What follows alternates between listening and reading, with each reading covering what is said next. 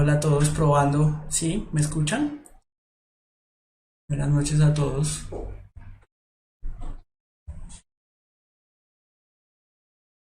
Hola Laura, ¿qué tal? ¿Cómo estás? ¿Sí me escuchan? Quiero que me confirmen para poder empezar. Hola Anthony Trejos, Camila Andrea, Daisy, Laura, Valentina. Hola profe. Sí, hola Valentina, ¿qué tal? ¿Cómo vas? Buenas noches a todos. Sofía, Lorena, Juan Camilo. ¿Sí? ¿Sí me oyen? Bien. Gracias. Pues Julián es el único que sabe hacer una portada. Ay, serio. Sí, echar vainas acá. Hola, profe. El más claro, Andrés Pozo, de sarcasmo. Hola, Catalina. Hola, Karen, Carol, Adriana, Jessy, Yanela, Lobo Gamer. Hola, profe, soy nuevo. Bienvenido, Lobo. Espero lo disfrute. Fuken Chef 1620Z, salúdeme, saludos. María Camila Lozano. Hola a todos. Bien muchachos, el día de hoy, como pueden ver ustedes ahí en la diapositiva, vamos a trabajar el tema sugerido por Gerson Chacón Penagos, el cual lo sugirió ya hace bastante tiempito, lo escribió al correo de sociales y ciudadanas eh, arroba puntajenacional.co. Él manifestó que tenía interés en que profundizáramos en este tema, sobre todo después de que trabajamos la parte de las guerras mundiales, la Guerra Fría y demás, y de la parte de la independencia de Colombia. Entonces, aquí está la respuesta para que vean que sí, sí se les tiene en cuenta lo que ustedes aportan. De igual manera, mil gracias a todas aquellas personas que en el transcurso de estas 2 semanas me escribieron, me mandaron preguntas para trabajar en las sesiones de repaso, a los que hicieron preguntas pues ya personales, pues interesados en temas específicos, que también hice el esfuerzo de responder. Creo que hoy le respondí a todos porque me estaba cogiendo la noche con eso, tenía un poco de complicaciones técnicas, pero traté de responderle a todos. A los que no le respondí fue porque pues fueron personas que me enviaron preguntas en archivos adjuntos, entonces pues no vi la necesidad de responderles, porque igual tomo el archivo y lo voy organizando para tenerlo presente en las sesiones de repaso. ¿Vale? No, mirar qué me están diciendo por ahí. Adriana Humada me pregunta que si ya trabajamos revolución industrial. Sí, señorita, ya trabajamos revolución industrial. Si no estoy mal, ese video está subido en la página de Puntaje Nacional Colombia, para que por favor entres, lo busques, le des like y compartas, porque la idea es que nos hagan famosos en esto, ¿vale? Que viva la revolución, dice Anthony Trejo. Sí, que viva. Pero vamos a mirar si de verdad son tan no trascendentales, sí, pero si digámoslo como tan profundas, o no, mejor la idea es tan ideales, porque es que a veces se dice que la revolución está idealizada, ¿cierto? Eh, y pues vamos a ver los casos más significativos, igual no nos alcanza el tiempo para todos. Hola Juan Manuel, saludos. Los más significativos que hay en América Latina, ¿no? Vamos a ver específicamente el caso de 4 revoluciones, las denominadas revoluciones populares. ¿Por qué? Porque cuando veíamos la parte del siglo XIX, veíamos la parte de las revoluciones burguesas, entonces tienen unas características diferentes. Las revoluciones burguesas pues unas revoluciones que son lideradas por la clase social burguesa, una clase media alta emergente que quiere hacerse con el, con el poder de la estructura económica y la estructura política. ¿Cierto? En este caso, la parte de las revoluciones populares, entonces ya estamos hablando ya no de una clase media alta, sino estamos hablando de una clase baja.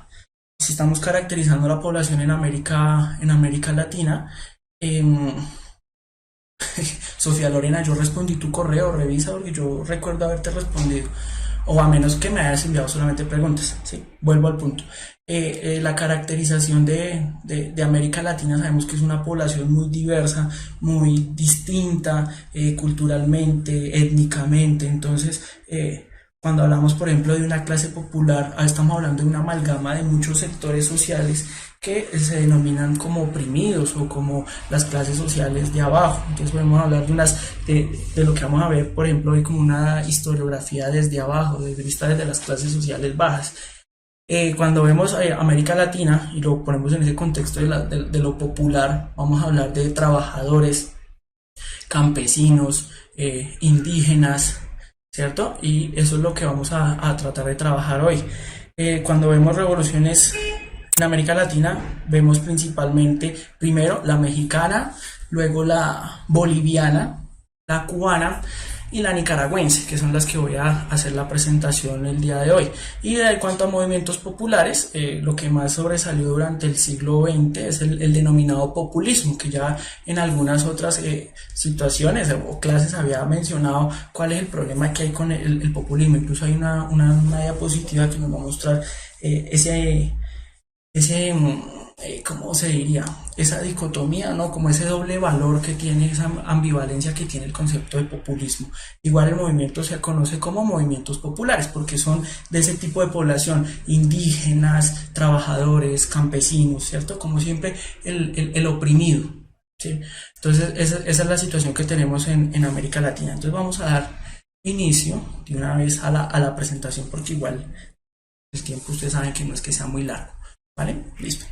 Entonces tenemos, ahí está, América Latina. Yo hacía la contextualización también en una clase anterior de lo que es América Latina. América Latina está haciendo referencia a aquella zona o aquella zona geográfica de América, la cual tiene una historia, una cultura, una religión y un idioma similar.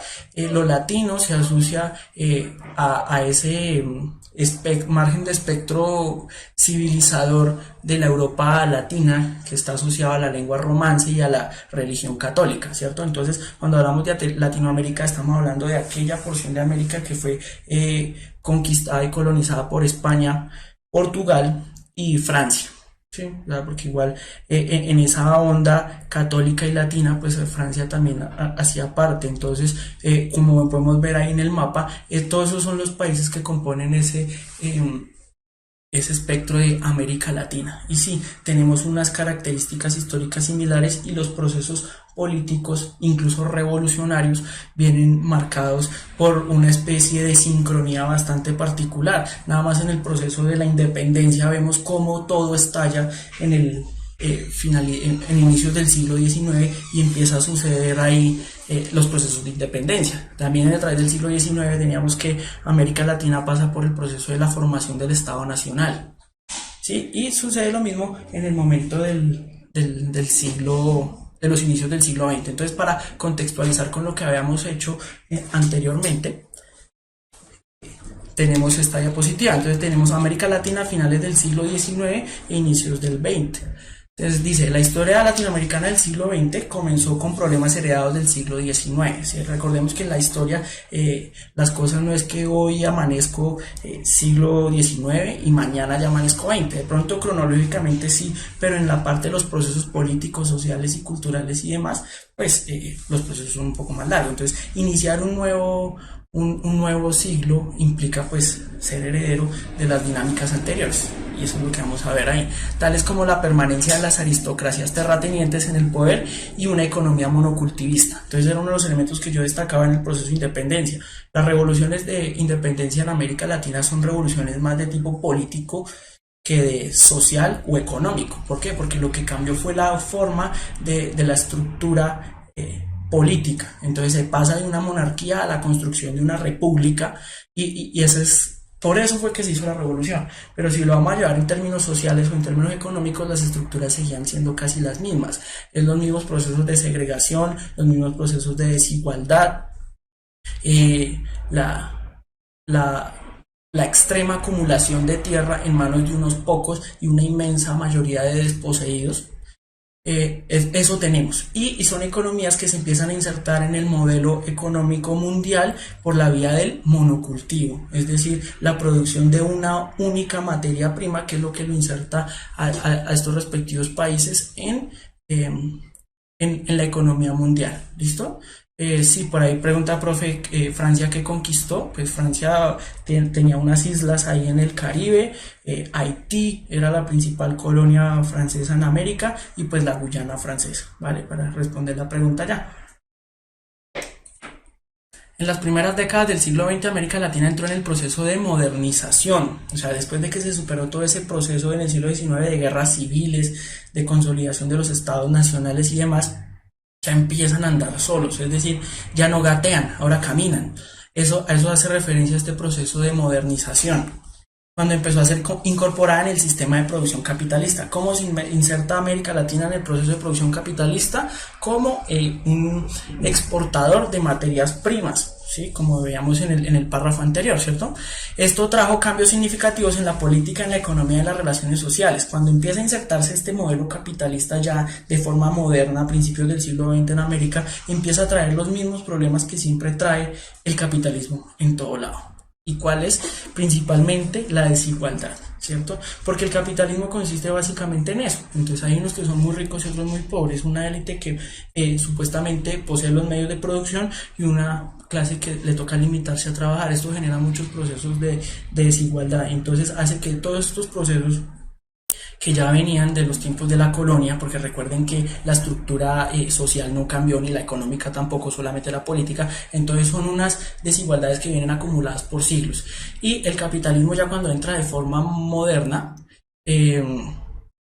empieza a hacer brotar, como a estallar estas desigualdades entre clases sociales, ¿cierto? Entonces aquí ya no estamos hablando de que si el problema es la nación o no, el problema ahora es la clase social, y esto lo va a poner muy en el plano de la observación, pues la incorporación al capitalismo de América Latina ya de una forma más, no protagónica, pero sí podemos decirlo de una forma más importante, ¿cierto? La política y la economía latinoamericana estuvieron dominadas por la presencia norteamericana. Estados Unidos intervino en la vida política de sus países vecinos. También realizó desembarcos. Entre 1900 y 1930 ocurrieron 40 desembarcos en el área del Caribe. ¿Sí? Entonces es una constante que vamos a ver durante la presentación. Estados Unidos va a ser uno de los factores más importantes en todos los procesos, todos los movimientos revolucionarios y populares en América Latina. Siempre va a estar ahí. Y lo llamativo es que siempre va a estar es como una parte antagónica, ¿sí? No es porque uno sea antiimperialista per se, sino que esa es la función, porque es que Estados Unidos lo que hace es defender sus intereses, así de simple, y entonces a veces sus intereses no se corresponden con los intereses de las clases sociales oprimidas en cada uno de los países. Pero ustedes pueden ver ahí que era muy característico los desembarcos, las invasiones y demás, y las intromisiones en política interna. Uno, por ejemplo, nada más veíamos el caso de lo que sucedió en Panamá con Colombia. Entonces, ese es un caso muy diciente de cómo es la política internacional de Estados Unidos.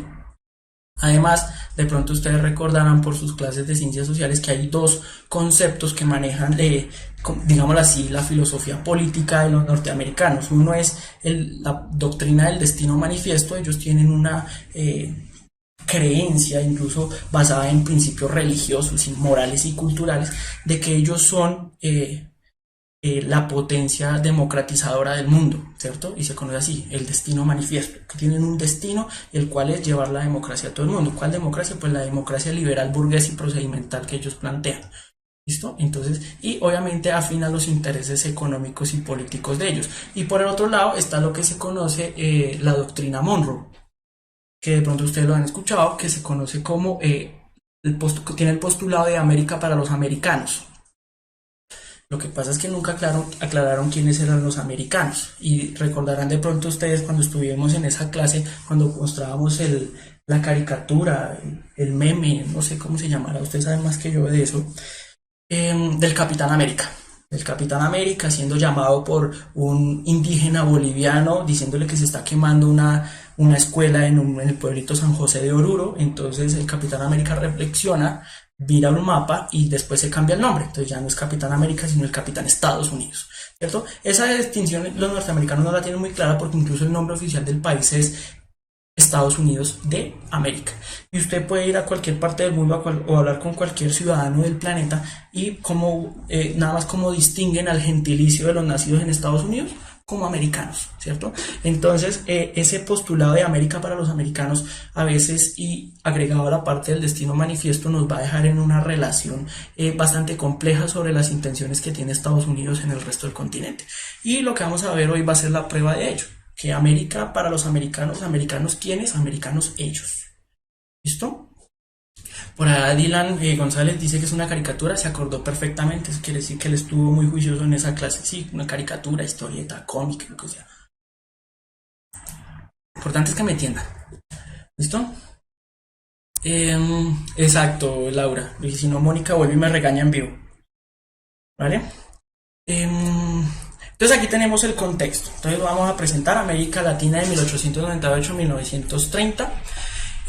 Especialización de la economía. Entonces ya lo que les decía, se especializa en la producción de una materia prima, cualquiera, ¿cierto? En el caso, por ejemplo, de Colombia puede ser café, caucho, petróleo, etcétera. En el caso que vamos a ver más adelante, por ejemplo, en Cuba va a ser azúcar. En el caso de Bolivia va a ser estaño. En el caso de Perú y Chile va a ser cobre, ¿cierto? Entonces, pero va a ser esa relación monocultivista en casi todos los países, pero pues guardando las diferencias de obviamente de sus características geográficas y físicas. Entonces se caracteriza ¿por qué? Por la dependencia. Somos dependientes del capitalismo internacional. Tratamos de introducir un proceso de industrialización, pero tenemos el monocultivo, ¿cierto? La política dice que tuvo tres fases. La Revolución Mexicana es fundamental en esto porque incluso la Revolución Mexicana es la primera revolución popular de la historia. ¿Cierto? Incluso antes de porque estamos hablando de la Revolución Mexicana en 1910 y la Revolución Rusa pues es de 1917. Entonces la primera revolución popular es la Revolución Mexicana, que es muy distinta en eso. Las democracias, veníamos en el proceso del siglo XIX de la configuración del Estado Nacional en una forma de presentación llamada democracia. Y también va a estar la otra cara de la moneda, que son las dictaduras y los gobiernos oligárquicos. Las dictaduras por lo general son militares, que está muy marcada la historia de América Latina por las dictaduras militares, y los gobiernos oligárquicos. ¿A qué está haciendo referencia? Que siempre gobiernan los mismos, con las mismas y en las mismas. Y por lo general la familia, esto es como el Santos, Santos, Santos, o el Lleras, Lleras, Lleras, y así sucesivamente, ¿sí?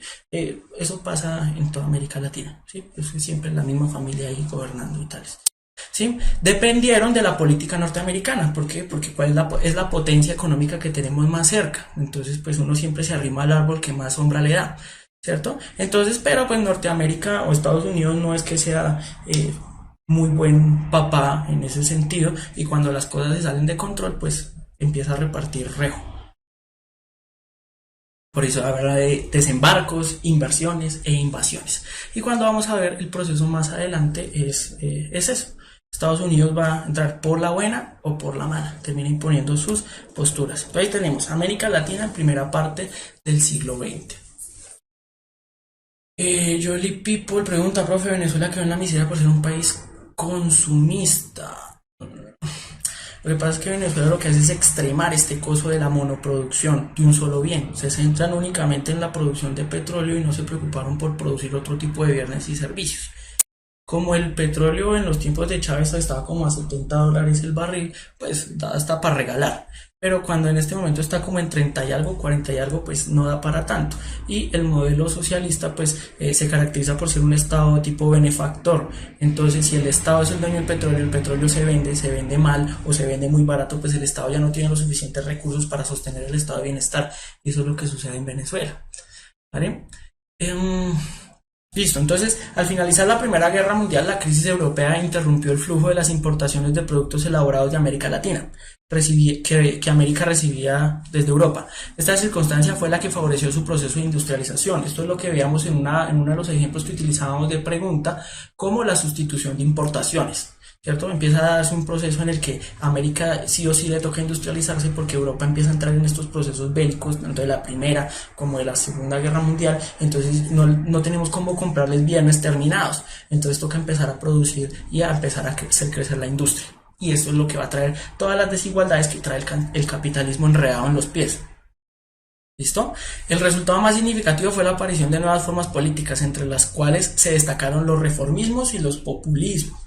¿Cierto? Porque no podemos hablar estrictamente de que en América Latina se dan, por ejemplo, gobiernos de tipo socialista o comunista. Y América Latina se caracteriza por ser un continente sumamente variopinto.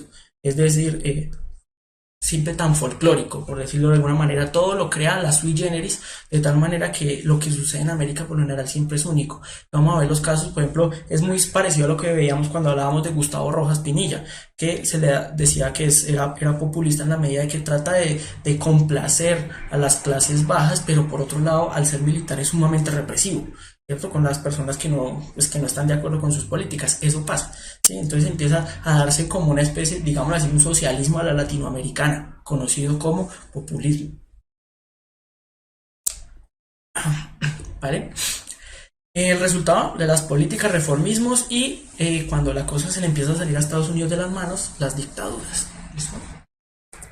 Aquí tenemos el otro mapa conceptual, entonces ya pasamos al periodo de América del 30 al 45, entonces aquí ya son el periodo de crisis del 29, que yo creo que a muchos en los correos les inquieta mucho, el crecimiento industrial, porque estamos en pleno proceso de sustitución de importaciones, el intervencionismo del Estado, porque producto de la crisis se empezó a montar el estado de bienestar y el nacimiento de la clase obrera sujeto a esa parte del crecimiento industrial. ¿Listo? Empiezan a surgir gobiernos reformistas, populistas y dictaduras militares, que esa va a ser como la tendencia en América. ¿Listo? Por el lado de los reformistas están reformas socioeconómicas, por lo general buscaban mejores condiciones laborales, reducir sobre todo los niveles de discriminación y segregación a las poblaciones afro y a las poblaciones indígenas, pero la política seguía siendo un tanto oligárquica, o sea, seguía concentrada en la mano de los mismos, podían caer en ciertos autoritarismos, por ejemplo, ahí da el caso de Colombia, Venezuela y demás, ¿sí?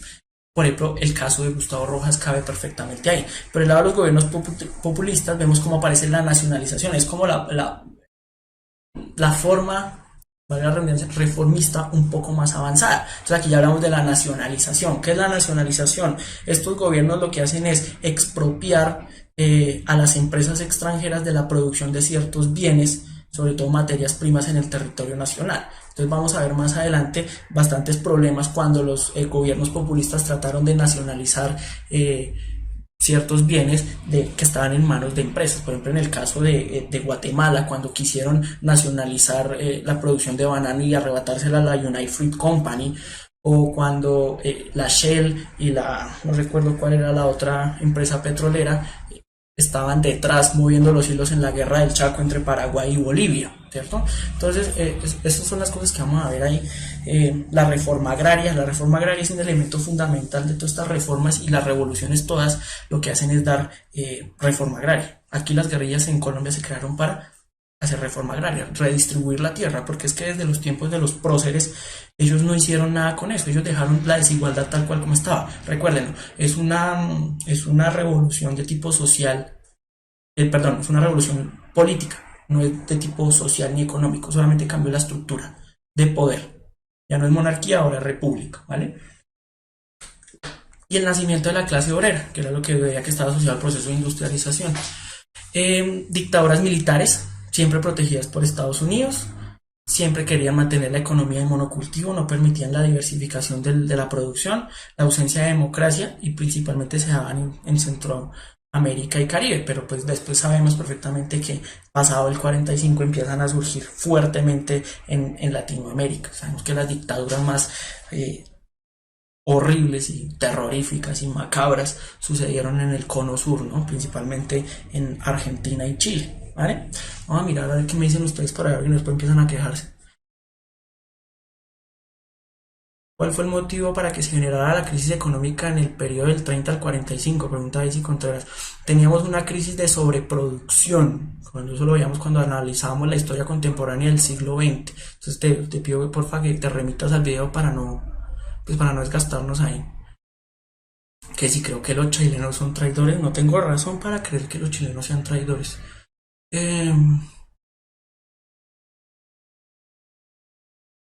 Laura Senejoa pregunta: en Chile y Argentina, me imagino que está haciendo referencia a las dictaduras, sí, las dictaduras militares más criminales que se vieron, por lo menos en el cono sur, Chile y Argentina, o sea, la persecución, el exterminio de disidentes, la desaparición de personas sucedió de forma más terrible en Chile y en Argentina, no sin desconocer, por ejemplo, la dictadura de Stroessner en Paraguay, o la de Bordaberry en Uruguay, o la de Somoza en Nicaragua, ¿vale? Porque todas eran sumamente malas, pero los casos más dramáticos los puede uno ver en Chile y en Argentina, ¿vale?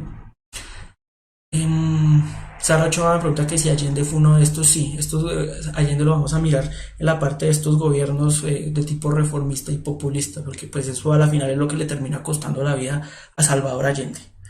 ¿Listo? Entonces vamos a ver, América ya en la segunda parte del siglo XX, en la década del 50, hubo varios intentos reformistas radicales, pero las reformas que vimos anteriormente, que por su constitución fueron revoluciones nacionalistas, como ocurrió por ejemplo en Bolivia o en Guatemala.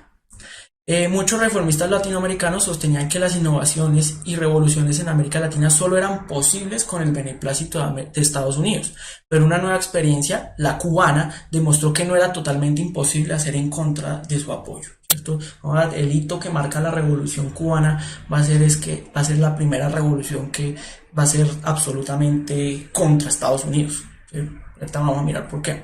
Si la década de 1960 se caracterizó por la crisis de las democracias latinoamericanas y la aplicación de los modelos desarrollistas de la CEPAL, los 90 se caracterizaron por los proyectos integracionistas y las aperturas de mercado, lo que vimos en las sesiones anteriores acerca de la apertura económica, es decir, ya llega el neoliberalismo.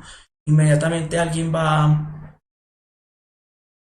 a preguntar por la CEPAL. La CEPAL es la Comisión Económica para América Latina. Entonces empieza a generar políticas económicas más de corte de economía liberal y posteriormente neoliberales que mantienen toda esta relación económica de América Latina como una periferia de las economías centrales, ¿no? Karen Gómez, que si la imagen de ahí es de la Revolución Cubana, sí, ahí pueden ver a Fidel Castro levantando su fusil, ¿vale? José Eleazar Rubio Gamba, ¿qué es neoliberalismo? Es una pregunta bastante larga, pero te pido por favor que te remitas a los videos anteriores para que no nos desgastemos en ese tema, ¿vale? Alguien por ahí decía que Sofía Lorena Rangel, que si deja de ignorarme, profe, pues ahí te estoy viendo, cuéntame, aprovecha que estoy ahí. Gamba le responde a Josué que es una teoría económica, es una interpretación del capitalismo, del neoliberalismo. ¿Sí? No es tanto como una teoría económica, es una interpretación, una forma de implementación del capitalismo. La Revolución Cubana es del 59, Laura. Fuken, ¿ya dieron las guerras mundiales? Sí, señor. El video está en puntaje nacional para que por favor le dé like. Listo. Sofía Lorena. A raíz de la crisis del 29 se aplican también en Latinoamérica las doctrinas de Keynes. Sí, señorita. Porque en el momento en el que se empieza a dar la crisis económica, la solución que se da a ella es que el Estado tiene que intervenir directamente sobre las relaciones económicas, sin volverse comunista ni socialista, ¿no? Esto hace que también para evitar la sobreproducción, es decir, que las empresas produjeran en exceso y nadie tuviera que comprar, el Estado debería garantizar que la gente tuviera los recursos con que comprar, ¿cierto? Entonces esto es muy asociado a la teoría de Keynes y el pleno empleo. En el pleno empleo lo que decía es si toda la gente tiene empleo y toda la gente tiene un buen salario y el Estado procura proporcionarle ciertos bienes y servicios mínimos, pues la gente va a consumir más, ¿cierto? Entonces es una solución que a muchos les parece muy socialista, pero usted lo mira con esa interpretación y esa conclusión y es bastante capitalista. O sea, el Estado le provee bienes y servicios para que usted se parrandee todo su sueldo consumiendo bienes que no necesita y evite que el sistema vuelva a caer en crisis. Ese es el estado de bienestar para los que son un poco profundos en esos análisis. Pregunta Diana Silva, ¿qué es el beneplácito? Con la venia, con el permiso. Listo. Continuamos. Aquí nos da la noche. Entonces aquí tenemos dictaduras, revoluciones y democracias en América Latina. O sea, ya vamos terminando la parte de la contextualización y vamos a entrar ya en la parte gruesa de la temática que nos propuso el señor Gerson. Características desde la década de los 50, estamos en un proceso de crisis económica porque entonces nos empieza a acosar la deuda externa, incluso vamos a ver en una parte de la historia de los 80 que la crisis de la deuda es que definitivamente estamos insolventes y no se puede pagar la deuda externa. Y eso va a llevar a un cambio de políticas económicas muy fuerte. Incluso se puede decir que el neoliberalismo se mete en América Latina a razón de que los países ya no tenían cómo pagar la deuda externa. Entonces lo que asumen las potencias a las que se les debe, listo, no nos pague, pero entonces empiece a permitir la entrada de empresas, capitales extranjeros para que se pueda sopesar la pérdida que están teniendo ellos ahí. ¿Listo? Entonces deuda externa, dependencia, la industrialización, el surgimiento de las dictaduras, la creación de la OEA, intervención de Estados Unidos, revoluciones, es como lo mismo de lo que estábamos hablando hace un momento, ¿vale? Pregunta Karen Gómez, ¿en qué momento adquirimos la deuda externa? La deuda externa la adquirió incluso el mismo Bolívar. porque para hacer su campaña libertadora él tuvo que endeudarse con los británicos y ese es prácticamente el origen de la deuda externa. De ahí para arriba cualquier proyecto, cualquier necesidad que no tuviera el Estado la capacidad de solventarla, pues recurría tanto a la banca privada internacional como a otros estados por medio de créditos. Si me preguntan cuándo empieza la deuda externa de un país como Colombia, desde Bolívar. Bolívar no, en un momento ya no tuvo como solventarle la campaña libertadora y tuvo que empezar a pedir préstamos principalmente en Inglaterra, que después duraron décadas pagando esas deudas, ¿sí? Y por lo general como cuando hace uno cuando debe muchas cosas, abre un hueco para tapar otro. Entonces así es el origen de todo tipo de deuda. ¿Y qué más hay por ahí? ¿Cuánto debe? ¿Cuánto es la deuda externa? Eso sí no tengo el dato exacto, eso es muchísima plata, pero no tengo el dato exacto. Sería que ustedes lo consultaran y me lo aportaran aquí en el chat, porque pues datos tan precisos tampoco tengo. Para el que está preocupado que cómo hace para aprender fechas, pues imagínense todo lo que tiene que aprenderse uno para también terminar que aprender cantidades de dinero. Listo, continuamos. Entonces, vamos a entrar ya lleno a las revoluciones, tratemos de no demorarnos mucho. Ahí tienen la Revolución Mexicana. En un primer momento, en una primera fotografía, ven ustedes los combatientes mexicanos. Ustedes les logra ver la cara ahí y ellos son indígenas. Indígenas, principalmente México o el cuerpo grueso del ejército revolucionario. En México eran indígenas. Por un lado tenemos ahí a Emiliano Zapata y al famoso Pancho Villa. En la parte inferior izquierda tenemos un mural hecho por Diego Rivera que representa el proceso revolucionario mexicano. ¿Sí? Sí, esos bigotes son muy llamativos, el típico charro mexicano, o sea, a partir de esta revolución se crea mucha iconografía de la cultura mexicana, de cierta forma la pinta del mariachi se puede recoger de estas fachas que tenían los revolucionarios mexicanos, ¿cierto? Y la pinta y el bigote y el mero mero macho y todo eso es una imagen que se simboliza, se crea a partir del símbolo revolucionario, sobre todo en la imagen de Zapata y de Villa, ¿vale? Eh, Listo, entonces tenemos, esto es largo, yo los invito a que lo lean o lo peguen en pantalla para que lo puedan repasar después, tampoco lo va a leer todo, solo hay como para guiarme la información porque es bastante extenso. Entonces tenemos, en el caso mexicano, para 1910 venían de una dictadura bastante larga de 28 años, en la cual el señor Porfirio Díaz pues atornilló al poder en México. Después de haber tumbado a Benito Juárez, este señor se metió ahí y utilizó una estrategia que es muy conocida en Colombia. Empezó a modificar la constitución para hacerse reelegir cuantas veces se le dio la gana. Por tanto, alcanzó a durar hasta 28 años.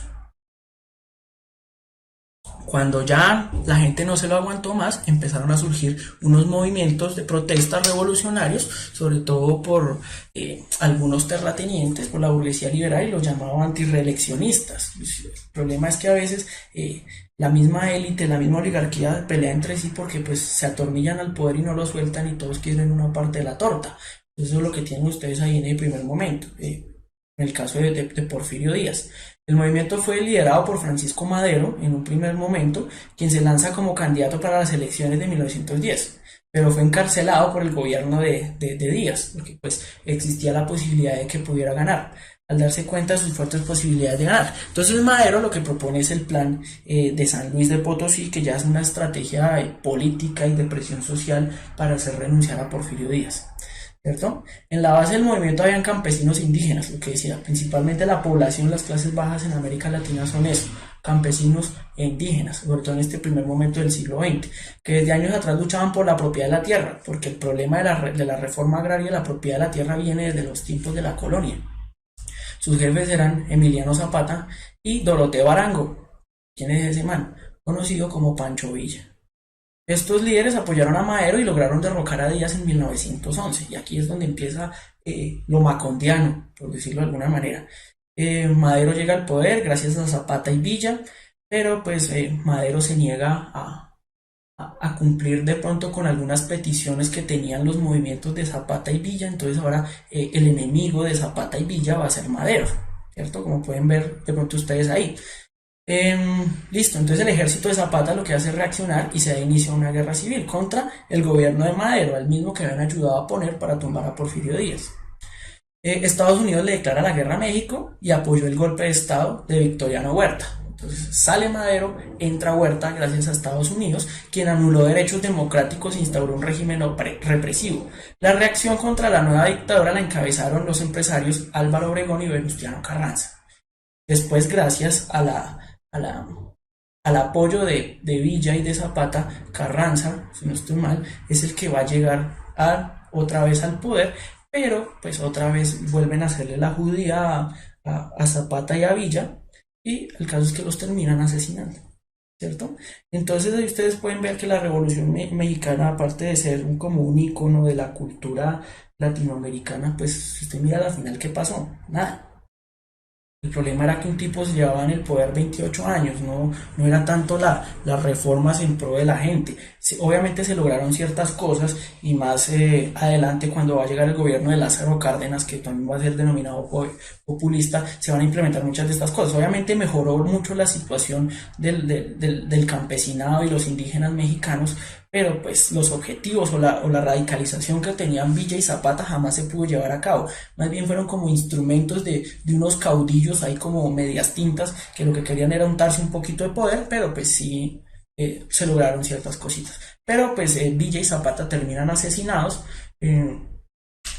La revolución se institucionaliza incluso en un partido político conocido como el PRI, el Partido Revolucionario Institucional, y va prácticamente a tener todo el poder durante todo el siglo XX en México, caracterizado también por ser un partido con muchas facetas, entre ellas la corrupta.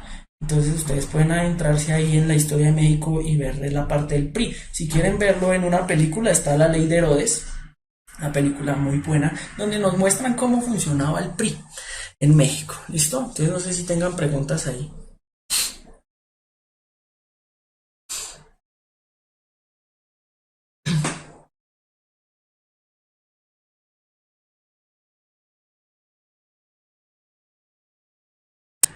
El asesinato de ellos va a generar igual cierta inconformidad en la población y de cierta manera el actual Ejército Zapatista de Liberación Nacional, que hasta hace unos cuantos años era comandado por el subcomandante Marcos, va a retomar por ejemplo la simbología de Emiliano Zapata como una forma de hacer resistencia en México, ¿cierto? Se crean símbolos. Lo bueno de este tipo de personas es que se vuelven símbolos. Y en el caso de Zapata, pues no podemos decir que el ejército zapatista es una guerrilla como tal, pero eso es un movimiento social y político que genera mucha presión en México y es un referente simbólico de las luchas campesinas e indígenas en México. Lo importante de ellos es que se vuelven símbolos. Vamos a ver como un símbolo más adelante en Nicaragua, el de Sandino, va a ser el que retome el ejército sandinista de liberación nacional, ¿vale?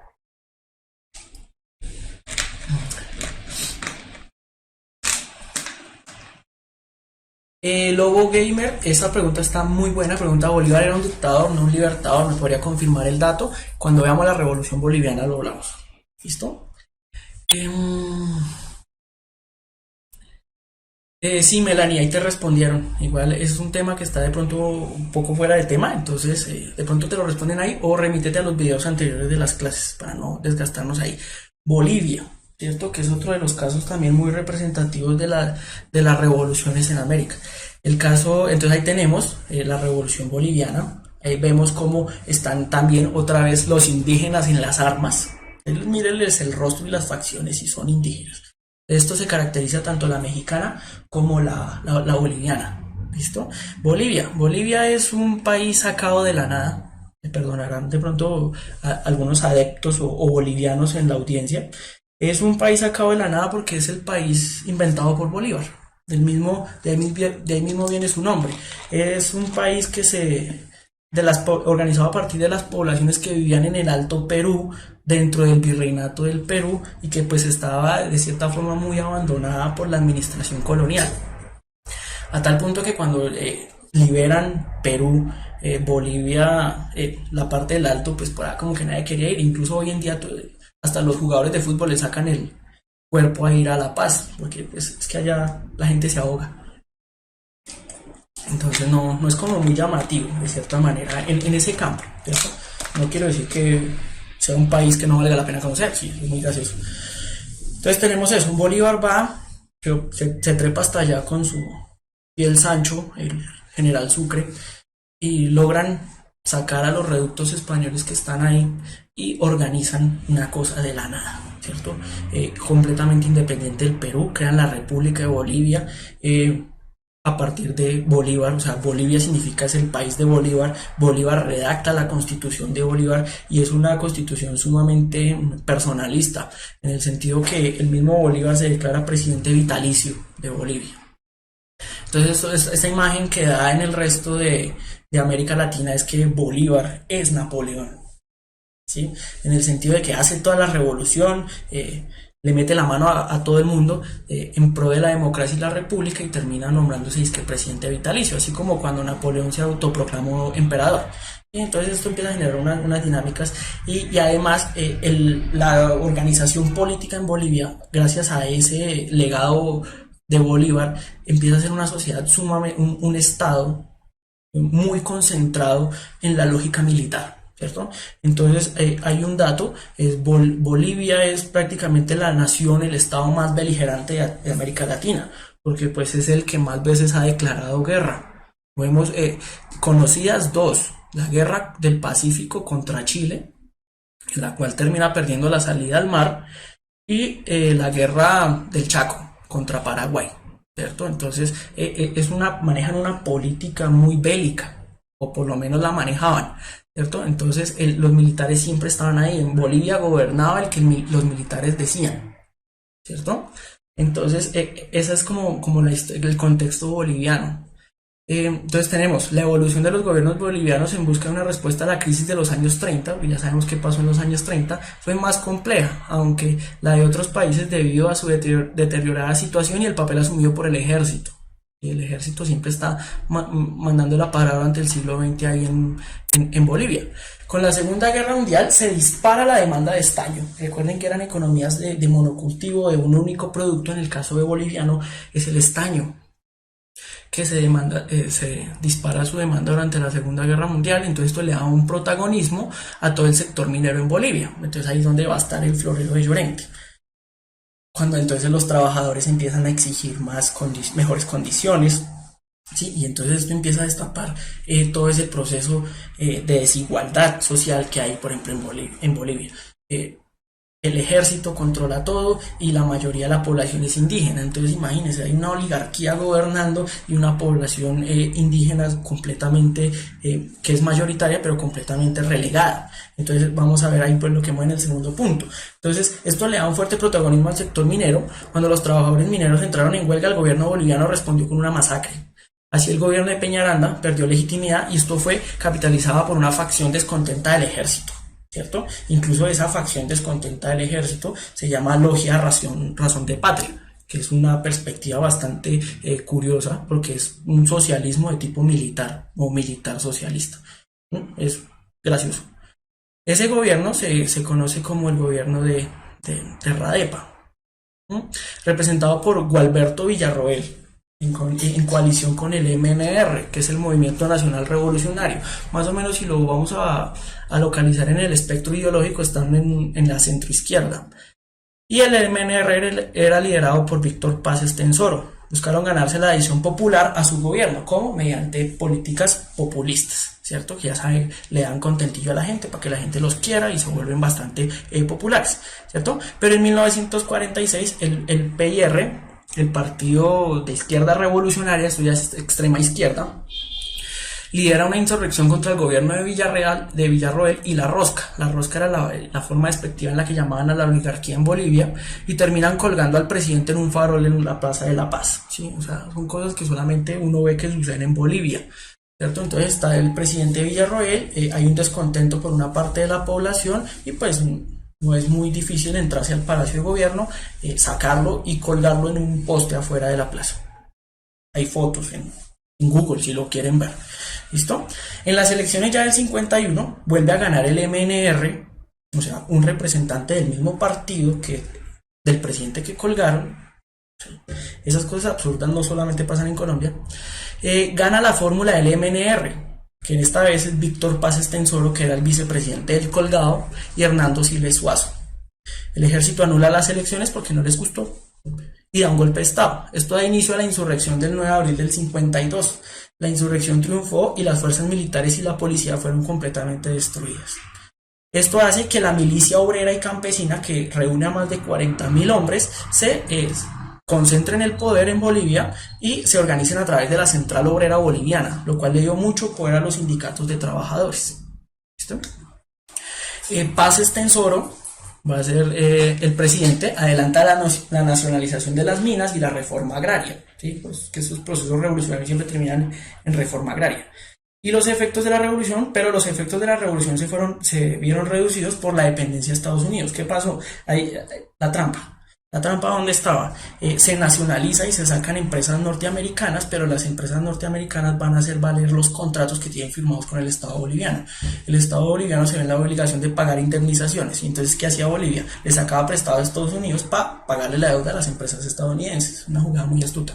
¿Sí? Y eso después, ya cuando ya no se puede pagar, entonces, ¿qué empiezan a pedir? Que implementen políticas económicas en beneficio de las empresas estadounidenses. Entonces es como un círculo vicioso ahí. O sea, ¿de qué sirvió la revolución? Se le dio más protagonismo a los indígenas, lograron ciertas cosas, reforma agraria y demás, pero a la final Estados Unidos siempre como que vuelve al status quo, ¿cierto?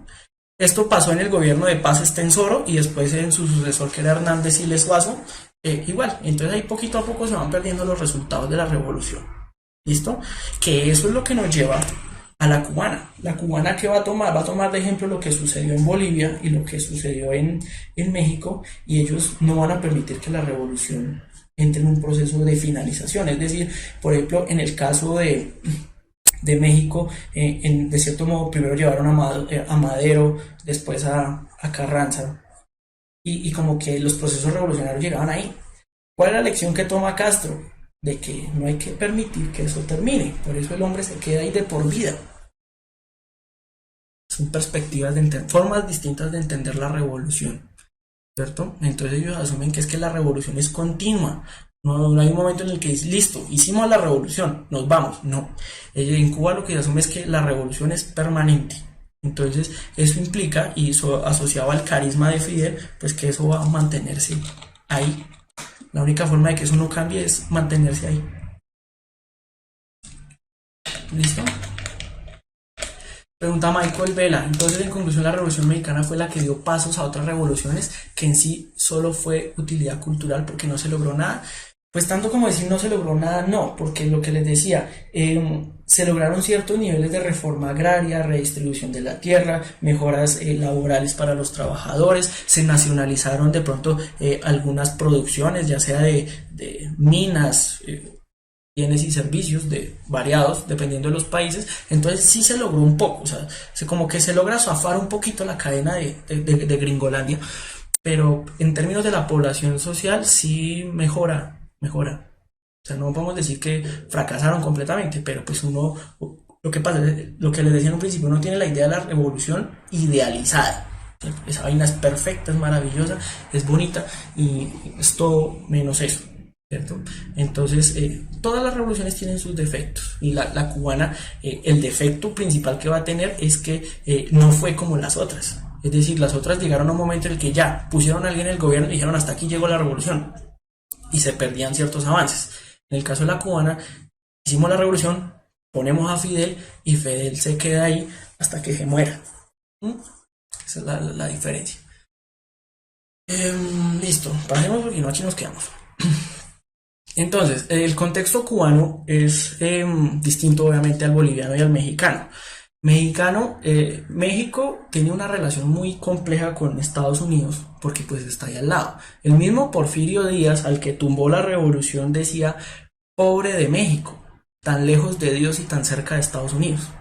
¿Sí? El mismo Porfirio Díaz decía eso. En el caso boliviano, las empresas norteamericanas estaban metidas ahí en el territorio bajo la forma enclave. En el caso cubano, Cuba prácticamente es de Estados Unidos. En la guerra entre Estados Unidos y España a finales del siglo XIX, Estados Unidos logra arrebatarle a España Cuba, Puerto Rico y Filipinas. a Cuba se le daba como una cierta potestad de mantenerse como un país o de crearse como una república independiente, cosa que no sucede con Puerto Rico. Pero la revolución cubana prácticamente es escrita por los norteamericanos y existe este asunto de la enmienda Platt, que prácticamente la soberanía de Cuba la tenía Estados Unidos, ¿cierto? Entonces Estados Unidos, Cuba se vuelve el patio trasero de Estados Unidos. Entonces Estados Unidos hace lo que se le da la gana. Incluso Cuba se vuelve el centro de la perdición norteamericana, porque en los tiempos de la prohibición del alcohol en Estados Unidos, imagina dónde se iban a embriagar con ron los norteamericanos, pues a Cuba. ¿Cierto? Entonces Cuba se volvió, era el cabaret norteamericano. Usted lo puede buscar así. Incluso miren la historia y verá que es así. Hasta el gobierno de Fulgencio Batista. Con el apoyo que Fulgencio Batista era dictador de Cuba, con el apoyo de Estados Unidos. El proceso revolucionario comienza cuando un estudiante de derecho, Fidel Castro, dirigió la toma del cuartel Moncada en Santiago de Cuba el 26 de julio de 1953. Sí, pues estaba por ahí exiliado en México, se encontró con un tal Ernesto Guevara y se montaron en una chalupa y se fueron a tomarse el cuartel Moncada. ¿Sí? Aunque fracasó, dio comienzo a la revolución latinoamericana más importante porque se constituyó en un modelo sin precedentes. Perdón el error. Pregunta por allá, por ejemplo, la cárcel que hay en Cuba, ¿no? Sí, lo que pasa es que hubo ciertos elementos de esta relación de amistad entre Cuba y Estados Unidos que no pudieron ser ni siquiera quitados por la revolución cubana, ya por su... ¿cómo se diría? Como su estrecho respaldo en términos de tratados y organización internacional. La cárcel de Guantánamo es un ejemplo de eso. La cárcel de Guantánamo ni siquiera la Cuba revolucionaria de Fidel la pudo hacer salir de allá. Pero pues de resto las empresas sí se fueron. Fidel Castro a bordo del yate Granma, en una chalupa, desembarcó en Cuba al mando de un minúsculo grupo guerrillero. Las operaciones se concentraron en la Sierra Maestra, donde el grupo creció con apoyo de las ciudades. La resistencia del dictador se desmoronó y en enero del 59 Castro entró victorioso en La Habana. ¿Sí? Castro y sus amigos Camilo Cienfuegos y Ernesto Guevara. El temor norteamericano de perder sus inversiones tras las reformas urbanas y agrarias, y que la reforma agraria siempre está ahí. Ellos hicieron revolución para hacer reforma agraria. En Colombia nunca ha habido revolución agraria, reforma agraria. El gobierno del gobierno revolucionario llevó a suprimir su comercio con Cuba. Entonces Estados Unidos empezó a asustar. Situación que aprovechó la Unión Soviética, extiende su mano hacia Cuba para ofrecerle sus mercados y una relación económica fuerte, no dependiente de Estados Unidos. Obviamente la Unión Soviética tenía su interés. En un primer momento la revolución cubana no era socialista, ¿vale? Es el proceso y la tensión que empieza a poner Estados Unidos sobre Cuba lo que va empujando a Cuba hacia el socialismo soviético. ¿Listo? Entonces, el intento norteamericano de invadir Cuba en 1961 en Bahía Cochinos, empleando refugiados cubanos, fue lo que le sacó la piedra a Fidel, ¿sí? En pocas palabras, ¿cierto? Eso fue lo que le dio otro curso a la revolución. La isla, aislada económicamente y atacada militarmente ahora por Estados Unidos, se transformó en un país socialista. En noviembre de 1961, Castro proclamó el carácter marxista-leninista de la revolución y surge la República Socialista de Cuba. La expansión de la ola revolucionaria y el castrismo tomó auge en gran cantidad de movimientos guerrilleros que se formaron en casi todos los países de América Latina y que pretendían realizar de nuevo la hazaña cubana. Pregunta Daisy Contreras, ¿cuáles eran las metas fundamentales de la revolución cubana? En conclusión, primero, acabar con esa constitución que le daba tanto poder a Estados Unidos a través de la enmienda Platt, ¿cierto? Sacar al capital norteamericano que prácticamente tenía vuelto nada a Cuba, o principalmente a las clases bajas en Cuba, sacar a Batista, ¿sí? Pues, un dictador que había que sacar a Batista. No es que fuera muy genial en el gobierno, ¿cierto? Entonces, ese era como el propósito de la revolución cubana, ¿cierto? Como obtener soberanía. O sea, se dice que, por ejemplo, el caso de la independencia de Cuba es un proceso de independencia en dos capítulos, ¿cierto? El primero, en el que la guerra entre Estados Unidos y España es aprovechada por José Martí y el proceso de independencia en Cuba. Y 60 años después, el proceso cubano. ¿Por qué? Porque en ese primer proceso de independencia de Cuba Cuba pasa de ser de España prácticamente a ser el burdel norteamericano. Entonces, por eso digo, es como un proceso de independencia en dos etapas. ¿Listo? Cosa que nunca pasó en Puerto Rico. En Puerto Rico están felices siendo norteamericanos. ¿Listo? Revolución nicaragüense. Entonces, si tienen alguna pregunta, los leo. Antes de introducirnos a la última de las revoluciones. Pregunta Daisy Contreras, ¿cuál fue el efecto que tuvo la política internacional de la política de Estados Unidos hacia Cuba? Por una parte, el miedo del resto de América Latina. ¿Sí? Cuba, al momento de hacer su revolución y empezar a sacarlo en las empresas norteamericanas, empieza a generar un temor en Estados Unidos. Estados Unidos utiliza la OEA para hacer presión en Cuba y de tal manera que Cuba no cede y terminan expulsando a Cuba de la OEA, ¿cierto? De cierta forma, los demás países en América Latina sienten que el respaldo norteamericano los pone como en un papel principal en el escenario político internacional, entonces se mantienen ahí, por lo menos sus gobiernos y sus estados, ¿cierto? Y sobre todo las medidas implementadas contra Cuba, porque pues está el embargo, el embargo y el bloqueo comercial. ¿Qué significa eso? Que Estados Unidos no va a negociar ni a intercambiar bienes o servicios con cualquier país o empresa que negocie con Cuba, ¿cierto? Entonces es un bloqueo que va prácticamente a contraer todas las relaciones económicas internacionales de Cuba. Si no es por la Unión Soviética, la revolución cubana no creo que hubiera llegado muy lejos, porque es que la economía cubana era muy dependiente de Estados Unidos, y si Estados Unidos a través de su poder va a bloquear las relaciones económicas con otros países aledaños de la zona, pues prácticamente queda aislada del mismo continente. O sea, valga la redundancia, es una isla aislada. Si no es por la Unión Soviética al otro lado del charco, no hubiera tenido muchas posibilidades de sobrevivir. ¿Listo? Profe, ¿qué va a pasar ahora? No sé. ¿A qué te refieres, Laura?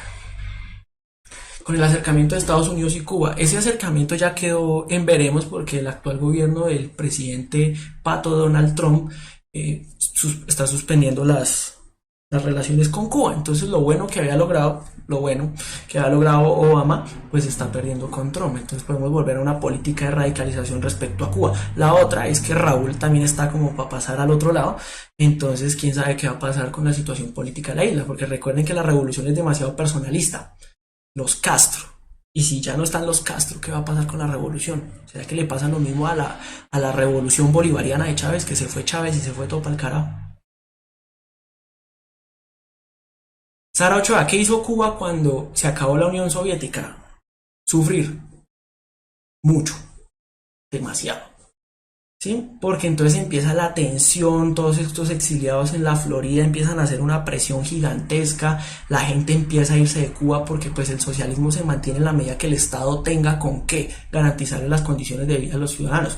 Si no hay con qué, pues ellos empiezan a irse. ¿No? Vaya, mire el barrio, la escuela, y verá que está lleno de venezolanos. Sí, lo mismo pasa allá en Florida, en Miami principalmente, está lleno de cubanos.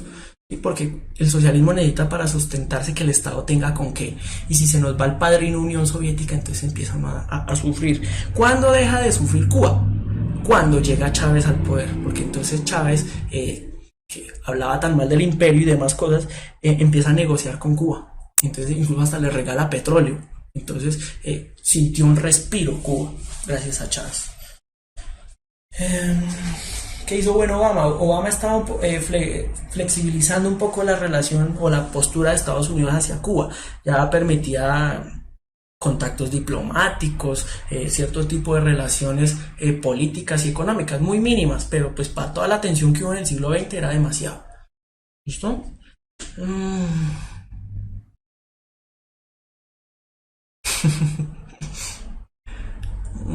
Sí, José Alejandro, mejor presten atención, están mirando cosas que no son. Lauren, no, porque el tema es muy extenso y no nos alcanza el tiempo. Igual todas esas preguntas las estamos acumulando para las sesiones de repaso, ya son muchas y eso nos da para hablar mucho tiempo. ¿Vale? Entonces ahora, ¿cómo es la relación de Cuba con Venezuela? Pregunta Javier Siranicicua. Igual, Maduro mantiene las relaciones internacionales con sus aliados igual. Incluso Cuba, Nicaragua, Ecuador, son aquellos países que todavía apoyan el proceso que se vive en Venezuela, o sea, al gobierno venezolano. Entonces la parte internacional en ese campo no ha cambiado mucho. El problema venezolano es más de tipo interno. Listo, tenemos la última de las revoluciones trascendentales, que es la revolución nicaragüense. Ustedes pueden ver ahí cómo está la bandera de Nicaragua, la bandera del Frente Sandinista de Liberación Nacional. El 19 de julio triunfó la revolución sandinista en el 79. La parte de abajo tiene una cita de Sandino, que era lo que decía la parte del símbolo de la revolución, Sandino. Yo no estoy dispuesto a entregar las armas en caso de que todos lo hagan. Yo me haré morir con los pocos que me acompañan, porque es preferible hacernos morir como rebeldes y no vivir como esclavos. Eso decía Sandino. Sandino se atrevió a pintarle la cara a los gringos en Nicaragua. ¿Por qué? Porque Estados Unidos también tiene unos intereses muy fuertes en Nicaragua, una política de enclave económico ahí muy fuerte. ¿Sí? Parecido como sucedía en Colombia. La United Fruit Company prácticamente controlaba el Caribe. Y la presencia de las empresas y los enclaves norteamericanos en Nicaragua era muy fuerte. ¿Listo? Entonces eso va a generar también una condición. Ya sabemos que están surgiendo las clases campesinas, obreras, la modernización y la industrialización nos está poniendo en evidencia las desigualdades y las está volviendo mucho más dramáticas. Eso es lo que hace que empiecen a surgir estos procesos de revolucionarios y movimientos populares, ¿cierto? Entonces tenemos la revolución sandinista, se conoce así. Lucha de sectores de la sociedad por controlar la presencia norteamericana. ¿Sí? La relación entre Nicaragua y Norteamérica es traumática, dolorosa. En país en alianza con la oligarquía terrateniente desde finales del siglo XIX y con especial énfasis desde la segunda década del XX. Causas estructurales de estas que están ligadas a la lucha por la tierra. Otra vez la tierra ahí metida. El trabajo digno y el bienestar general de la población. Se hace una lucha social, política y militar contra la dictadura de la familia Somoza. La familia Somoza se hizo con el poder en el 37 y se volvió también de la cosa más absurda, porque incluso al mismo Somoza una vez los medios de comunicación le preguntaron, que lo cuestionaron acerca de sus bienes. Decían que tenía muchos bienes. Pues, y creo que era parecido a un paisano por aquí que se negaba a mostrar su declaración de renta. Entonces él simplemente dijo que él no sabía por qué lo estaban cuestionando, que él no tenía muchos bienes, la verdad, que él solamente tenía una finca y la finca se llamaba Nicaragua. Eso fue lo que decía Somoza, o sea, tenían una forma muy absurda y muy capatesca de conducir las riendas del país, ¿cierto? Entonces tenemos el símbolo de antecedente y directo de la revolución fue el general César Augusto Sandino, que fue asesinado en el 34 por órdenes de un tal Somoza.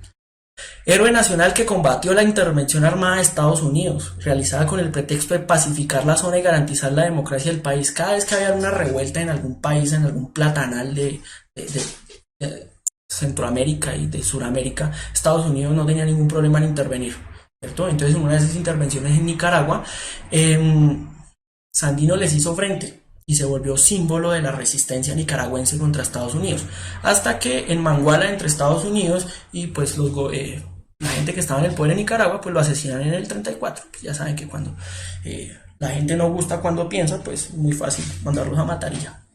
Lo hicieron con Sandino. ¿Listo? Y entonces se volvió el símbolo de la resistencia, de tanto así que la guerrilla que se va a organizar va a ser el Frente Sandinista de Liberación Nacional.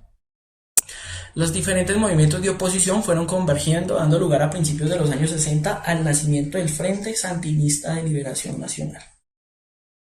Organización que lideraría la lucha contra la dictadura de Somoza.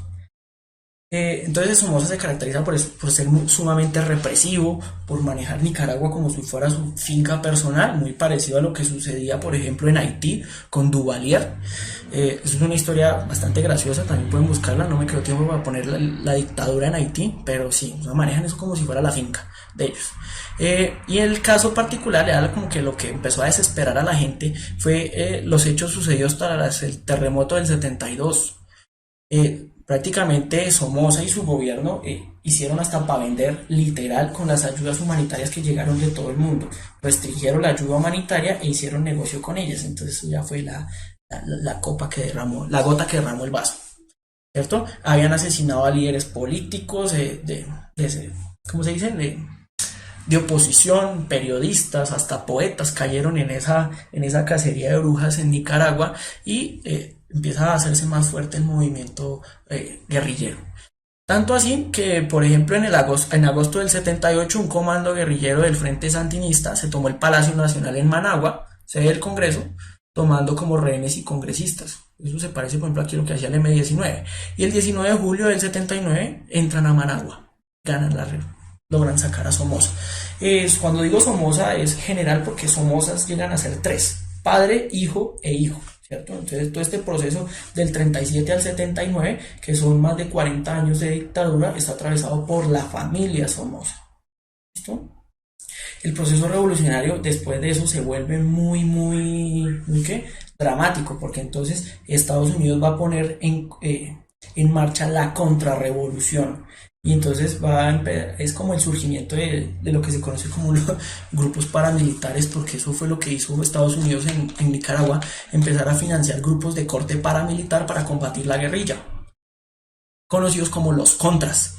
Pero entonces la guerra civil en Nicaragua tras la revolución fue tremenda, tremenda. Y combatir la pobreza y la violencia que se desató de todo este proceso fue muy complicado para los gobiernos sandinistas, y pasó lo mismo. Generaron algunas reformas, se ganaron muchas cosas, pero al final el proceso termina decayendo. El caso es que los sandinistas terminan saliendo del poder y solamente vuelven actualmente con el presidente Daniel Ortega, que era uno de los líderes y comandantes del Frente Sandinista. ¿Listo?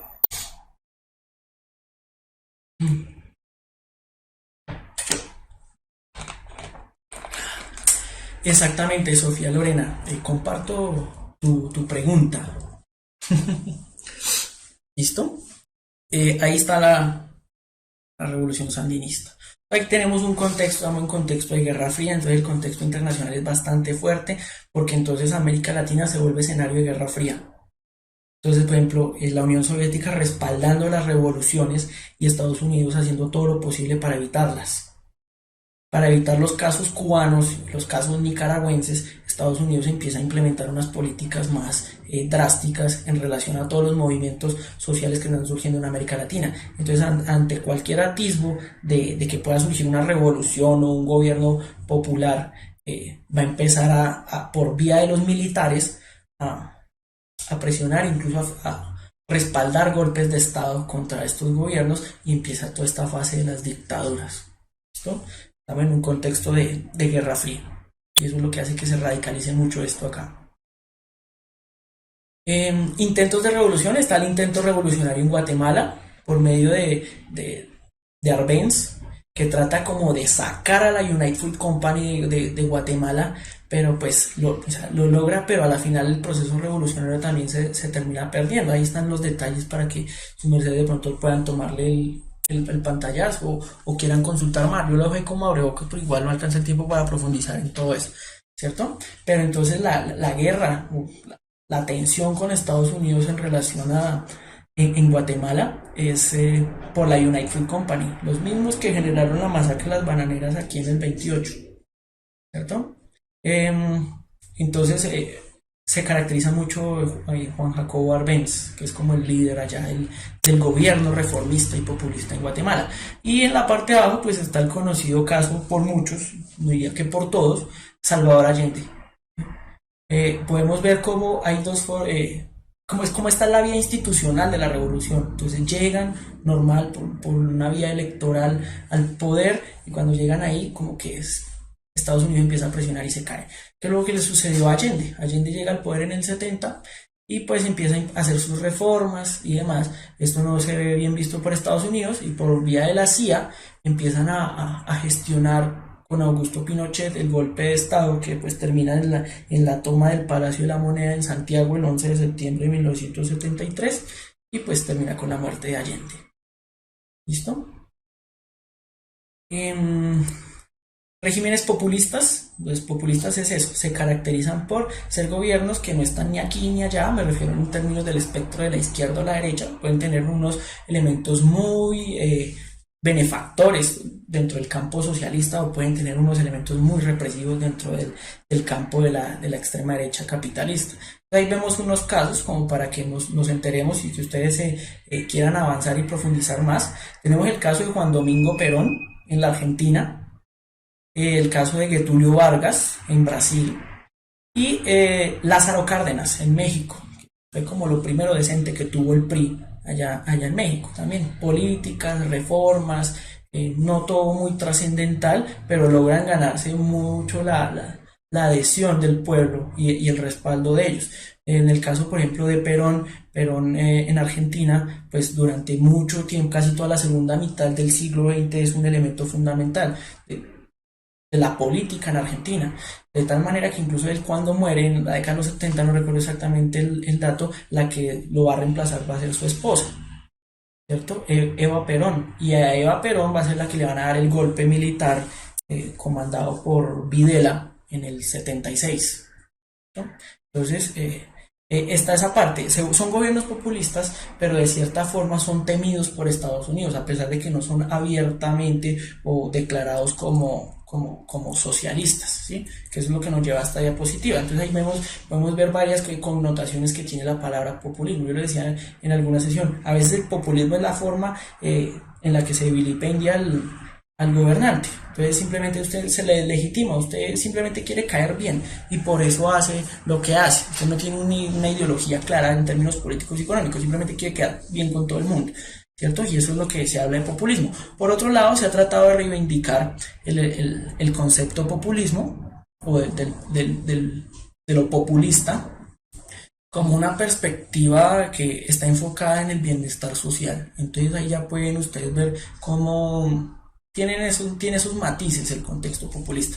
Y lo que les digo, en el caso de Perón, las políticas de Perón es lo que va a traer la dictadura financiada por la CIA y Estados Unidos. Entonces, parece que los vieron muy asociados a la izquierda, ¿vale?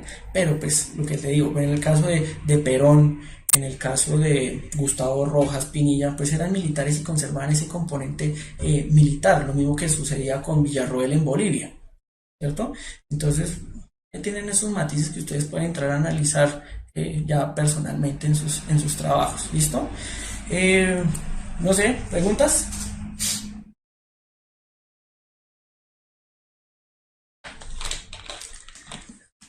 Dos, tres minuticos de preguntas y es como por compensar la llegada tarde.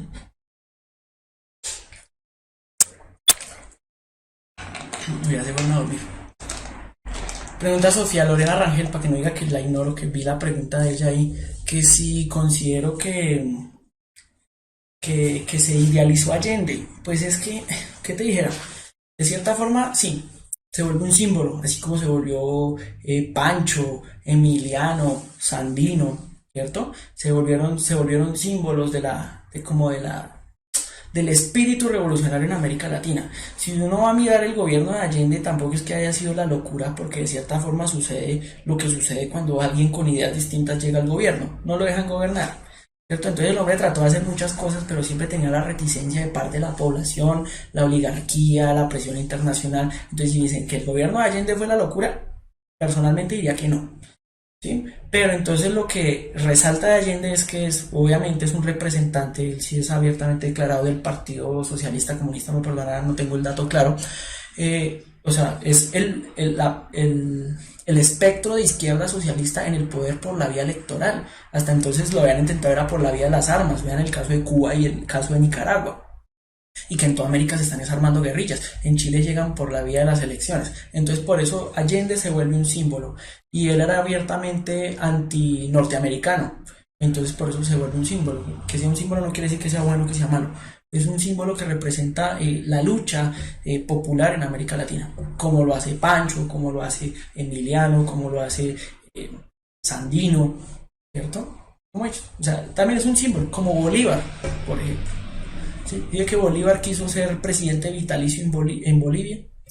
Entonces, es que decir si es bueno o es malo es muy complicado en este campo cuando uno trata de estudiarlo objetivamente.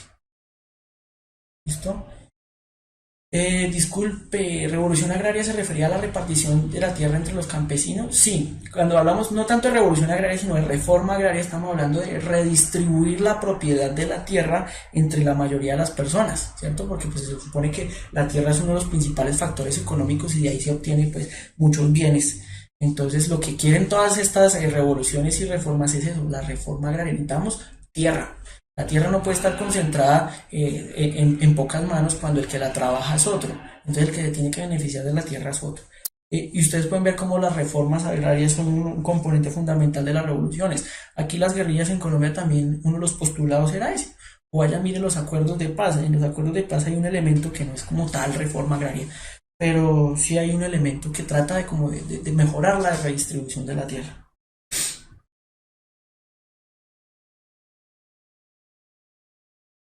¿Qué opino del partido político de las FARC? Pues es que eso era lo que tenía que pasar. Cuando uno no puede expresar las palabras por la vía pacífica, pues le toca irse por la vía armada. Si no vea el caso en Cuba o en Nicaragua o en México, ¿cierto? O en Bolivia.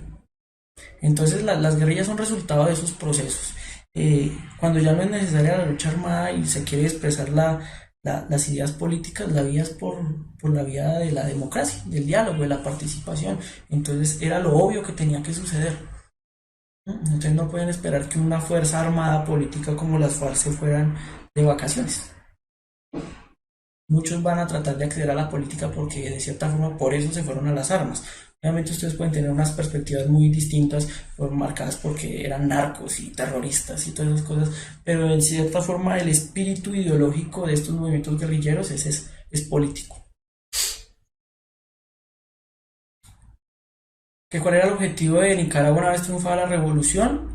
Lo mismo, la reforma agraria, la redistribución de la riqueza, la nacionalización de las empresas, sacar a Estados Unidos de la jugada política interna. Si nos miramos el objetivo, por ejemplo, de la revolución cubana y nicaragüense principalmente es ese. Tienen eso en común. En Bolivia tiene otros matices, como lo vimos antes, pero también estaba permeado por una influencia de Estados Unidos ya como en la parte posterior a la revolución, los préstamos y las indemnizaciones por la nacionalización de las empresas. ¿Listo? ¿Qué otra cosa? Miremos una última y nos vamos. ¿Quién entra? No hay más. Listo, Sara Ochoa. Pero las FARC sigue teniendo ideas socialistas, comunistas, o ahora han cambiado su ideal. Es que después de la Guerra Fría, seguir hablando de esas cosas es complejo. Si uno va y mira que están defendiendo, por ejemplo, muchos de los que eran partidos socialistas y comunistas, están defendiendo un Estado benefactor, que es una idea capitalista. Entonces, las ideas también cambian en el tiempo, no siempre están ahí, no son grilletes que amarran a la gente y no los dejan escapar por toda la eternidad, simplemente se transforma. Con la caída de la Unión Soviética, pues como el proyecto de una forma estatal, con un proyecto socialista, pues ya queda como muy complicado. Si no vea el caso venezolano, cómo han sufrido con eso. No quiere decir que sea malo, no estoy diciendo que sea malo. Estoy diciendo que simplemente ya en un contexto de globalización donde prácticamente todas las relaciones económicas y políticas son de corte capitalista, pues se vuelve muy complejo decir que vamos a montar un partido comunista y nos votamos a las elecciones.